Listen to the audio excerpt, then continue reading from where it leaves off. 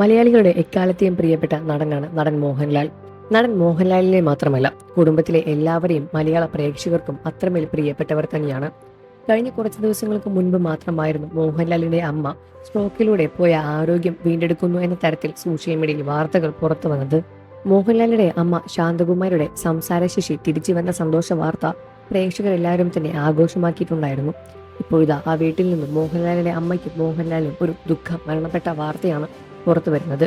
മോഹൻലാലിന്റെ അമ്മ ശാന്തകുമാരി അമ്മയുടെ ചേട്ടൻ മരണപ്പെട്ടു എന്ന വാർത്തയാണ് പുറത്തു വരുന്നത്. ഗോപിനാഥൻ നായരാണ് അദ്ദേഹത്തിന്റെ പേര്.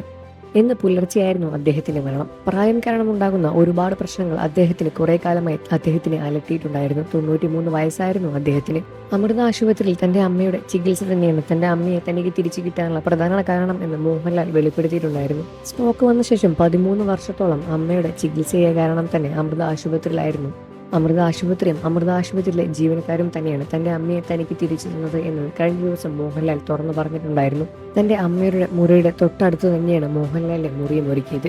മോഹൻലാലായിരുന്നു തന്റെ അമ്മയെ കൊച്ചിയിലെ അമൃത ആശുപത്രിയിലേക്ക് കൊണ്ടുപോയതും ചികിത്സയ്ക്കായുള്ള കാര്യങ്ങളെല്ലാം തന്നെ ചെയ്തു കൊടുത്തതും.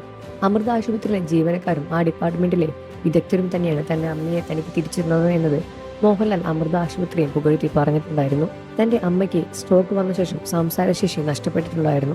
എന്നാൽ അമൃത ആശുപത്രിയിലെ ആളുകൾ ചേർന്നാണ് തന്റെ അമ്മയ്ക്ക് സംസാരശേഷി വീണ്ടും തിരിച്ചു കൊണ്ടുവന്നത് എന്നും മോഹൻലാൽ പറയുന്നു. ഇപ്പോൾ തന്റെ അമ്മയോട് തനിക്ക് ഏത് ലോകത്തിന്റെ കോണിന്റെ അറ്റത്ത് പോയി നിന്നാലും സംസാരിക്കാൻ പറ്റും. തന്റെ അമ്മയ്ക്ക് തന്നോട് മറുപടി പറയാൻ സാധിക്കും.